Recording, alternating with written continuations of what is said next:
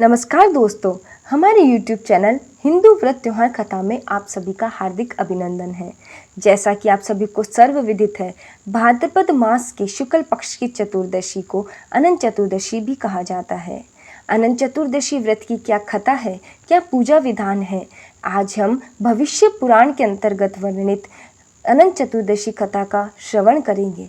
पर उसके पहले आप सभी से विनम्र अनुरोध है कि अगर आपको हमारे YouTube चैनल पर डली हुई व्रत त्योहार संबंधी कथाएं अच्छी लगती है तो आप हमारे इस चैनल को सब्सक्राइब करें, हमारे द्वारा डाले गए वीडियोस को आप लाइक करें, अपने परिवारजनों और मित्रगणों में इसे शेयर करें तथा अपने सुझावों को कमेंट बॉक्स में कमेंट कर हम तक जरूर पहुंचाएं।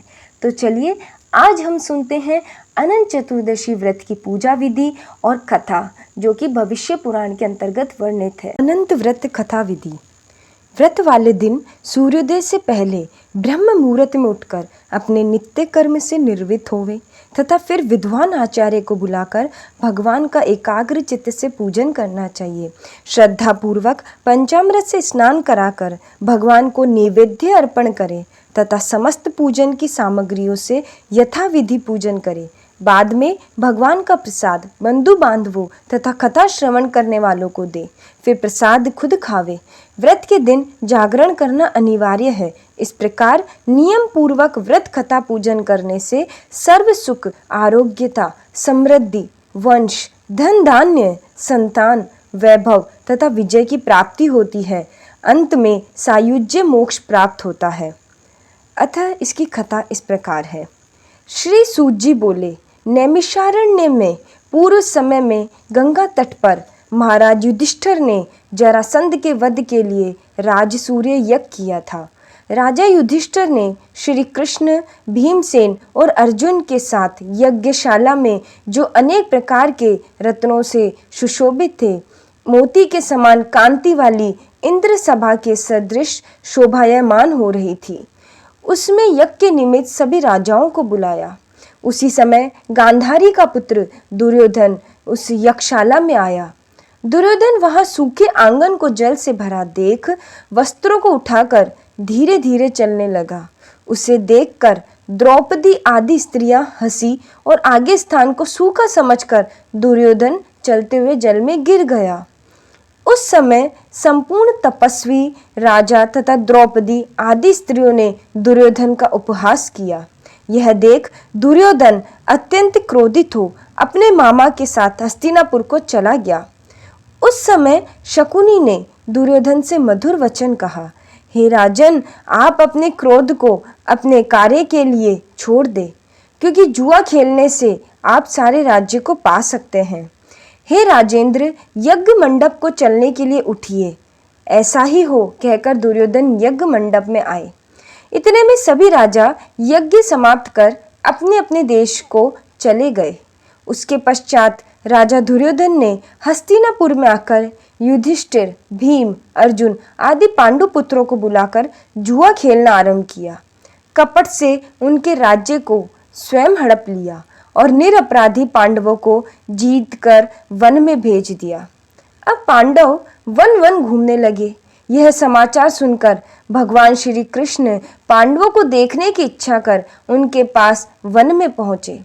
श्री सूत जी बोले, हे ऋषियों, वन में रहने पर दुख से दुर्बल पांडव जगदीश्वर कृष्ण को देखकर उन्हें प्रणाम करने लगे। युधिष्ठिर बोले, हे जगदीश्वर, परिवार सहित मैं बहुत दुखी हूँ। इस दुख के सागर से मुक्ति का उपाय बतलाइए। हे भगवान, किस देवता की पूजा से हम अपना राज्य प्राप्त कर सकते हैं, अथवा मैं किस व्रत को करूं जिसके आपके प्रसाद से मेरा हित हो। श्री कृष्ण बोले, हे युधिष्ठिर, श्री अनंत भगवान का पूजन व्रत पुरुषों तथा स्त्रियों को करना चाहिए। सभी मनोरथों को पूर्ण होने से सब पाप नष्ट हो जाते हैं। तब युधिष्ठिर बोले, हे कृष्ण जी, आपके कहे हुए ये अनंत कौन है? क्या ये शेषनाग है? क्या तक्षक सर्प है? अथवा परमात्मा को अनंत कहते हैं? हे केशव, यह अनंत कौन है? कृपया कर हमें यथार्थ कहिए। श्री कृष्ण बोले, हे युधिष्ठिर, अनंत रूप मेरा ही है। सूर्यादि ग्रह और ये आत्मा जो कहे जाते हैं, और पल, विपुल, दिन, रात, पक्ष, मास, ऋतु, वर्ष, युग, यह सब काल कहे जाते हैं। जो काल कहे जाते हैं वही अनंत कहा जाता है। मैं वही कृष्ण हूँ जो पृथ्वी का भार उतारने के लिए अवतार धारण किया है और दुष्टों का नाश तथा साधुओं की रक्षा करने को वासुदेव के वंश में उत्पन्न हुआ है। आदि मध्य अंत कृष्ण विष्णु हरि, शिव, वैकुंठ, सूर्य, चंद्र और सर्वव्यापी ईश्वर तथा सृष्टि, जो नाश करने वाले विश्व रूप, महाकाल इत्यादि रूपों को मैंने अर्जुन के ज्ञान के लिए दिखलाया था। योगियों के ध्यान करने योग्य और संसार रूप अनंत, जिसमें 14 इंद्र है, अष्टावसु, 12 सूर्य, 11 रुद्र और नारद आदि 7 ऋषि तथा समुद्र, विंध्याचल आदि पर्वत, गंगा आदि नदी, वृक्ष और नक्षत्र एवं 10 दिशा, भूमि, पाताल, भूलोक, भूवय इत्यादि लोक है। हे युधिष्ठिर, यह सब मैं ही हूँ, इसमें कोई संदेह नहीं है। युधिष्ठिर बोले, हे विधुवर, आप अनंत व्रत का महात्म्य और विधि कहिए तथा अनंत व्रत का अनुष्ठान करने वाले प्राणी को क्या पुण्य होता है और उसका क्या फल मिलता है, सो कहिए, मैं यह जानना चाहता हूँ। पूर्व काल में यह अनंत व्रत किसने किया और मृत्यु लोक में किसने प्रकाशित किया, यह सब विस्तार से कहिए। तब श्री कृष्ण जी बोले, हे युधिष्ठिर, पहले सतयुग में एक सुमंत नाम का ब्राह्मण था। उसने वरिष्ठ गोत्र में उत्पन्न भृगु की सुंदर कन्या दीक्षा का वेदोक्त विधि से विवाह किया। थोड़ा समय बीतने पर उसके गर्भ से अनंत लक्षणों वाली कन्या उत्पन्न हुई, जिसका नाम शीला रखा गया। कुछ समय बाद उसकी माता दीक्षा का ज्वर से देहांत हो गया और उस पतिव्रता को स्वर्गलोक प्राप्त हुआ। सुमंतु ने पुनः एक कर्कशा नाम की कन्या से विवाह कर लिया। वह अपने कर्कशा नाम के समान ही दुःशील, कर्कश तथा नित्य कलहकारिणी एवं चंडी रूपा थी। शीला अपने पिता के घर में रहती हुई दीवार, देहली तथा स्तंभ आदि में मांगलिक, स्वस्तिक, पद्म, शंख आदि विष्णु चिन्हों को अंकित कर उनकी अर्चना करती रहती। इस प्रकार वह कौमार्य अवस्था वाली शीला पिता के घर में बड़ी हुई। स्त्रियों के युवावस्था चिन्ह से युक्त शीला को देख सुमंत ने चिंता की कि यह कन्या मैं किसको दूं, और इस विचार से दुखी हुआ। उसी समय में वेद जानने वालों में श्रेष्ठ और स्त्री की इच्छा करने वाला कांति युक्त मुनियों में श्रेष्ठ कौंडिन्य ऋषि वहां आए और बोले, हे सुमंत, तुम्हारी सुंदर कन्या शीला का मैं वरण करना चाहता हूँ। तब सुमंत ने शुभ दिन में श्रेष्ठ मुनि से कन्या का विवाह कर दिया। श्री कृष्ण जी बोले, हे युधिष्ठिर, ग्रहण सूत्र की कही हुई विधि से विवाह किया। उस समय मांगलिक शब्द किए गए तथा स्त्रियों ने मंगल गान किया। ब्राह्मणों ने स्वस्ति वाचन तथा बंधी जनों ने तुम्हारी जय हो ऐसा घोष किया। विवाह के अनंतर सुमंतु ने अपनी पत्नी से कहा, देवी, दामाद के लिए पारितोषिक रूप में कुछ दहेज द्रव्य देना चाहिए। यह सुनकर कर्कशा क्रुद्ध हो उठी। उसने घर में बने मंडप को उखाड़ डाला तथा भोजन से बचे हुए जो कुछ पदार्थों को मार्ग में भोजन के लिए रख दिए। फिर सुमंत से बोली कि घर में धनादि कुछ भी नहीं है, जो हो देख लो।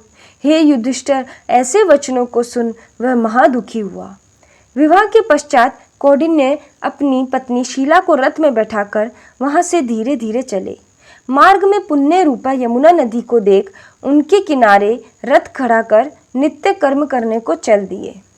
दोपहर को भोजन के समय उसी यमुना तट पर उतर शीला ने लाल वस्त्र पहने हुए बहुत सी स्त्रियों को देखा, जो अनंत चतुर्दशी में भक्ति पूर्वक जनार्दन भगवान की पूजा कर रही थी। उन स्त्रियों के समीप जाकर धीरे से शीला ने पूछा, हे भार्याओं, कृपा कर मुझसे कहो कि आप किसका व्रत कर रही हो और इस व्रत का क्या नाम है। शीलावती सुशीला के ऐसे वचन सुनकर संपूर्ण स्त्रियां बोली, हे शीला, इसका नाम अनंत व्रत है। इस व्रत में अनंत देव की पूजा की जाती है। यह वचन सुन शीला बोली, मैं भी उस उत्तम व्रत को करूंगी, और स्त्रियों से पूछा, इस व्रत का क्या विधान है और इसमें क्या दान होगा तथा किस देवता की पूजा होती है। यह सुन सब स्त्रियां बोली, हे शीला, प्रस्थ भर पका अन्न का नैवेद्य बनाकर नदी तट पर जाएं। वह स्नान कर एक मंडल में अनंत स्वरूप भगवान विष्णु की गंध, पुष्प, धूप, दीप आदि उपचारों से पूजा करे और कथा सुने, उन्हें नैवेद्य अर्पित करे। नैवेद्य का आधा भाग ब्राह्मण को निवेदित कर आधा भाग प्रसाद रूप में ग्रहण करने के लिए रखे। भगवान अनंत के सामने 14 ग्रंथि युक्त एक दोरक अर्थात डोरा स्थापित कर उसे कुमकुम आदि से अर्चित करे। भगवान को वह डोरा निवेदित करके पुरुष दाहिने हाथ में और स्त्रियां बाएं हाथ में बांधते समय यह मंत्र पढ़े, हे वासुदेव, इस संसार रूपी सागर में डूबते हुए मेरा उद्धार करे। ऐसा अनंत सूत्र है, उसके लिए मेरा नमस्कार है। तदंतर सूत्र को हाथ में बांधकर अनंत की इस कथा को सुने और संसार रूपी नारायण अनंत का ध्यान करे। हे शीला, हमने इस प्रकार तुमसे इस व्रत का विधान कहा है। श्री कृष्ण जी बोले, हे युधिष्ठिर, उस शीला ने स्त्रियों के ऐसे वचन सुन अति आनंद को प्राप्त हो हाथ में 14 ग्रंथि युक्त डोरा बांधकर इस व्रत को किया। मार्ग के अर्थ जो भोजन दिया गया था आधा ब्राह्मण को खिलाया, शेष आप दोनों भोजन कर आनंद से पति के साथ बैलगाड़ी में बैठ घर गई। उस समय से शीला को व्रत का प्रभाव मालूम हुआ। अब अनंत व्रत करने से गौ, धन और लक्ष्मी से उसका घर परिपूर्ण हो गया। अतिथि के सत्कार में शीला सदा लगी रहती थी और माणिक्य, स्वर्ण, मोतियों के हारों से सुसज्जित हो गई। देवताओं की स्त्रियों के समान धन पुत्रादि से युक्त हो, सावित्री के समान पतिव्रता हो, पति के साथ आनंद से रहने लगी। किसी समय उसके पति ने शीला के हाथ में अनंत का डोरा बंधा देखा और पूछा, हे शीला, इस डोरे को तूने मुझे वश में करने को बांधा है, न सत्य कह किसके अर्थ यह डोरा तूने धारण किया है। शीला बोली, हे स्वामी, जिसके प्रसाद से मनुष्य इस लोक में धन धान्य आदि संपदाओं को पाते हैं, उसी अनंत डोरे को मैंने धारण किया है। शीला के ऐसे वचन सुनकर उसके पति कौंडिन्य ऋषि ने लक्ष्मी के मद से अनंत के डोरे को तोड़ डाला और बोला, यह अनंत कौन है? उस मूढ़ ने डोरे को जलती हुई आग में डाल दिया। तब हाय हाय कर दौड़ती हुई शीला ने अनंत सूत्र को अग्नि से निकालकर दूध में डाल दिया। इन कर्मों के फल से कौंडिन्य का सब ऐश्वर्य नष्ट हो गया। चोर उसका गौ चुरा ले गए, आग से उसका घर जल गया और जो पदार्थ जिस प्रकार से आया था उसी प्रकार से वापस चला गया। अपने स्वजनों से कलह तथा बंधुओं से नित्य प्रति झगड़ा होने लगा। उसी अनंत के डोरे को तोड़ने से घर में दरिद्रता आ गई। भगवान बोले, हे युधिष्ठिर, उससे कोई मनुष्य बोलता भी न था। शरीर से अत्यंत दुखी होकर बोला, हे शीले, मुझे अकस्मात शोक होने का क्या कारण है? मेरा सब धन नष्ट हो गया, कोई मुझसे बात नहीं करता और देह नित्य प्रति पीड़ा होती है। हे शीले, मुझसे क्या अपराध हुआ है और क्या करने से मेरा कल्याण हो सकता है? पति के ऐसे वचन सुन शीला बोली, हे स्वामी, आपने जो अनंत के डोरे का आक्षेप किया उसी के पाप का यह फल है। हे महाभाग, भविष्य में द्रव्य आदि सब होंगे, परंतु उसके लिए उपाय करो। शीला के वचन सुन वह अति दुखी हो तप करने का संकल्प ले वन में जा आयु भक्षण करके तप का विचार करने लगा कि ऐसे जगदीश्वर अनंत का दर्शन जिसकी प्रसन्नता से द्रव्य आदि पदार्थ मिलते हैं और उसके आक्षेप से नष्ट हो जाते हैं, कहाँ पर मिलेंगे। धन आदि पदार्थ होने के सुख तथा दुख से विचार करता हुआ वह निर्जन वन में घूमने लगा। वहाँ उसने फलों से संपन्न वृक्ष देखा जिसमें कीड़े पड़ गए। यह देख कौंडिन्य ने वृक्ष से पूछा, तूने किसी स्थान में अनंत देव को देखा है? हे सज्जन, देखा हो तो मुझे बताओ, क्योंकि उन्हें न देखने से मेरे चित्त में बड़ा दुख हो रहा है। यह सुन वृक्ष ने कहा, हे कौंडिन्य, मैंने अनंत को कहीं नहीं देखा। ऐसे उत्तर को सुनकर कौंडिन्य ऋषि महादुखी हो आगे को चले। श्री कृष्ण जी बोले, हे युधिष्ठिर, अनंत के दर्शन की लालसा करते हुए ऋषि वन में इधर उधर घूमती हुई बछड़ों सहित गौ को देखकर उससे पूछे। उन्होंने गाय से पूछा, हे धेनु, तुमने अनंत को कहीं देखा है? देखा हो तो बता। यह सुन गाय ने कहा, हे द्विज, मैं अनंत को नहीं जानती हूँ। आगे चलकर एक बैल को देखा। ऋषि ने भी उससे पूछा कि हे गोस्वामिन, तुमने अनंत को देखा है? बैल बोला, मैंने अनंत को नहीं देखा। तब कौंडिन्य ऋषि ने आगे चलकर 2 पुष्करणियों को देखा जिनकी कल्लोल से परस्पर लहरें मिल रही थी और कमल कुमुदनी बहुत प्रकार से शोभा दे रही थी तथा भ्रमर, हंस, चकवा तथा सारस, बगुला जाति के पक्षी क्रीड़ा कर रहे थे। उस कौंडिन्य ने पुष्करनियों से पूछा, क्या तुम दोनों ने अनंत को देखा है? यह सुनकर पुष्करनियों ने उत्तर दिया, हे द्विज, हमने अनंत को नहीं देखा। आगे चल उसने गधा तथा हाथी को देखकर उनसे पूछा, तुमने क्या अनंत को देखा है? उनसे भी संतोषजनक उत्तर न मिलने पर कौंडिन्य ऋषि की आशा नष्ट हो जाने से वह वन में बैठ गया। हे युधिष्ठिर, कौंडिन्य जीवन की आशा छोड़कर विह्वल हो बहुत गर्म सांस छोड़ता हुआ पृथ्वी पर गिर पड़ा। थोड़े समय में सावधान होने पर, हे अनंत, ऐसा कहते हुए कौंडिन्य ने उठकर संकल्प किया कि मैं प्राणों को छोड़ दूंगा। हे युधिष्ठिर, तब वृक्ष पर मरने के लिए फांसी डाली ही थी, तभी अनंत जी प्रत्यक्ष होकर आ गए। ब्राह्मण का रूप धारण किए अनंत ने कहा, हे द्विज, इधर आओ, और उसका दाहिना हाथ पकड़कर पर्वत की गुफा में चले गए। वह सुंदर स्त्री पुरुषों युक्त उस ऋषि को अपनी पुरी को दिखाया। वहां पर एक दिव्य सिंहासन पर बैठे और शंख, चक्र, गदा, पद्म और गरुड़ सहित विश्व रूप अपनी विभूतियों के भेदों से अधिक तेज और कौस्तुभ मणि सहित वनमाला धारण किए हुए थे। उन देवताओं के देव जो किसी से न पराजित होने वाले हैं, उन विश्व रूप को कौंडिन्य ऋषि देखकर उनकी स्तुति करने लगे। हे पुंडरीकाक्ष, मैं पापी हूँ, पाप कर्म करने वाला पापात्मा हूँ। मैं पाप से उत्पन्न हूँ, आप मेरी रक्षा करें और मेरे पापों को हरें। हे जगदीश, आज मेरा जीवन तथा जन्म दोनों धन्य हैं। आपके चरण कमलों पर मेरा मस्तक भ्रमर के समान स्पर्श कर रहा है। कौंडिन्य ऋषि के वचन सुनकर अनंत देव मधुर वाणी से बोले, हे कौंडिन्य, तुम निर्भय होकर अपने मन की बात मुझसे कहो। तब कौंडिन्य बोले, मैंने अपनी संपत्ति के घमंड में आकर अनंत का डोरा तोड़कर उसकी निंदा की, जिससे मेरी सब संपदा नष्ट हो गई। स्वजनों से नित्य झगड़ा होता है और मुझसे कोई बात भी नहीं करता। महादुखी होकर आपके दर्शनों के लिए आया हूँ। अनंत ने दयावश हे अनंत, आपने दयावश कृपा पूर्वक अपना दर्शन दिया है। मैंने जो पाप किया है, कृपया उसकी शांति का उपाय मुझे बतलाइए। श्री कृष्ण जी बोले, हे युधिष्ठिर, भक्ति से संतुष्ट होकर अनंत देव क्या न देते। अनंत भगवान बोले, हे कौंडिन्य ऋषि, विलंब मत कर, अपने घर को जा और चतुर्दश वर्ष तक भक्ति पूर्वक अनंत व्रत कर, अर्थात 14 वर्ष तक भक्ति पूर्वक अनंत व्रत कर। तू सब पापों से छूटकर सिद्धि को प्राप्त करेगा। तेरे पुत्र पौत्र होंगे तथा सुखों का तू उपभोग करेगा। अंत समय में मेरा स्मरण करेगा और पीछे निसंदेह अमर पद को प्राप्त होगा। संपूर्ण लोगों के उपचार के लिए मैं तुमको और भी वर देता हूँ। शीलाकृत व्रत की श्रेष्ठ कथा पढ़ने वाला और शीला के समान इस अनंत का व्रत करने वाला इस व्रत के प्रभाव से जल्दी ही सब पापों से छूटकर परम गति को प्राप्त होगा।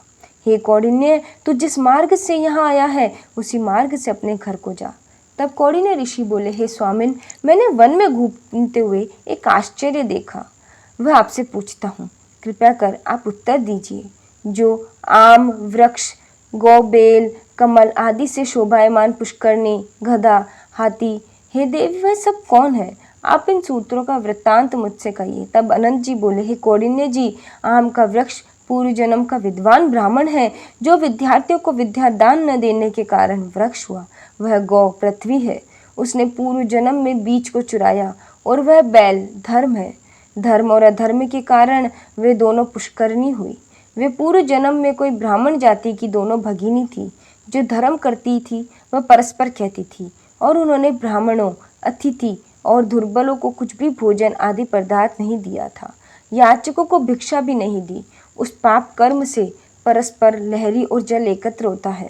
वह गधा क्रोध है, वह हाथी मद है और वृक्ष ब्राह्मण है। मैं अनंत हूँ और यह कंदरा संसार है। इस तरह कहकर अनंत जी अंतर्ध्यान हो गए। यह चरित्र कौंडिन्य स्वप्न समान देखकर अपने घर आए। श्री कृष्ण जी बोले, हे युधिष्ठिर, कौंडिन्य ऋषि ने 14 वर्ष तक अनंत व्रत को किया। अनंत भगवान के कहे अनुसार सुख भोग कर अंत में अनंत का स्मरण कर अनंतपुर को गए। हे युधिष्ठिर, इसी प्रकार तुम भी कथा सुनो और 14 वर्ष अनंत व्रत करो। जैसे कौंडिन्य ने अनंत देव के कहे अनुसार फल प्राप्त किया, वैसे तुम्हें भी संपूर्ण मनोरथ प्राप्त होंगे। आख्यान सहित व्रत करने से एक ही वर्ष में मनोरथ फल प्राप्त होता है। ये युधिष्ठिर, यह व्रत मैंने आपको सुनाया। इस व्रत के करने से मनुष्य सब पापों से छूट जाता है, इसमें संशय नहीं है। जो कथा सुनते हैं वे पापों से छूटकर अनंत लोक को प्राप्त करते हैं। हे कुरु कुलोद्भव, जो कोई शुद्ध चित्त वाले मनुष्य इस संसार में सुखपूर्वक विहार करना चाहते हैं, वे त्रिभुवन के स्वामी अनंत भगवान का पूजन करके दाहिने हाथ में सुंदर अनंत चतुर्दश ग्रंथि वाला डोरा बांधते हैं। बोलो अनंत भगवान की जय, विष्णु भगवान की जय। कथा कहने के बाद आरती की जाती है। आरती इस प्रकार है। ओम जय जगदीश हरे, स्वामी जय जगदीश हरे। भक्त जनों के संकट, दास जनों के संकट क्षण में दूर करे। ओम जय जगदीश हरे। जो ध्यावे फल पावे, दुख विनसे मन का। स्वामी दुख विनसे मन का। सुख संपत्ति घरे आवे, सुख संपत्ति घरे आवे। कष्ट मिटे तन का। ओम जय जगदीश हरे। मात पिता तुम मेरे, शरण गहूँ मैं किसकी। ओ प्रभु शरण पढ़ूँ मैं किसकी। तुम बिन और न दूजा, प्रभु बिन और न दूजा। आस करूँ मैं जिसकी। ओम जय जगदीश हरे।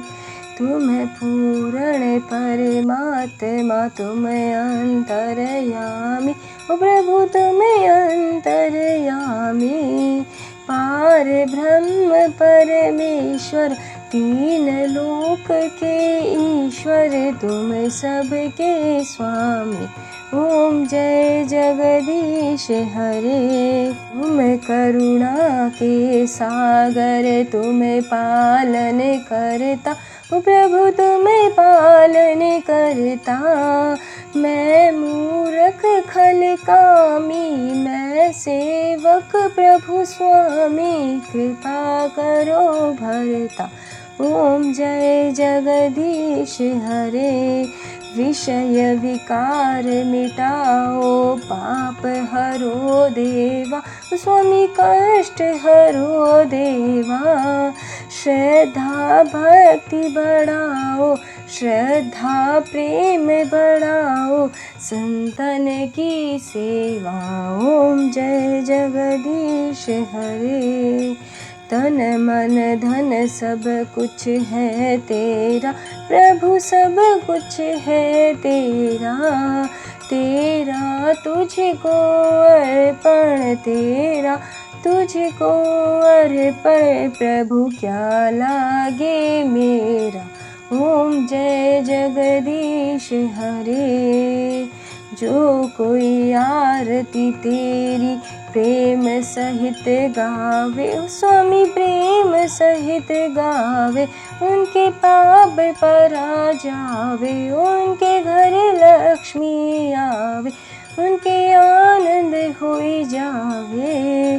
कहत शिवानंद स्वामी, बढ़त भोलानंद स्वामी। सुख संपत्ति फल पावे। ओम जय जगदीश हरे। ओम जय जगदीश हरे। स्वामी जय जगदीश हरे। भक्त जनों के संकट, दास जनों के संकट क्षण में दूर करे। ओम जय जगदीश हरे। सब बोलो विष्णु भगवान की जय, अनंत भगवान की जय, श्री कृष्णचंद्र भगवान की जय। इस प्रकार हमने भविष्य पुराण में वर्णित अनंत चतुर्दशी की व्रत कथा तथा पूजा विधि सुनी। अगर आपको हमारे द्वारा कही गई कथा अच्छी लगी है तो आप हमारे इस वीडियो को लाइक करें, अपने परिवारजनों और मित्रगणों में से शेयर करें ताकि वह लोग भी अनंत चतुर्दशी व्रत की कथा का पुण्य प्राप्त कर सके। हमारे चैनल को सब्सक्राइब करें। जय श्री राम, जय श्री कृष्णा।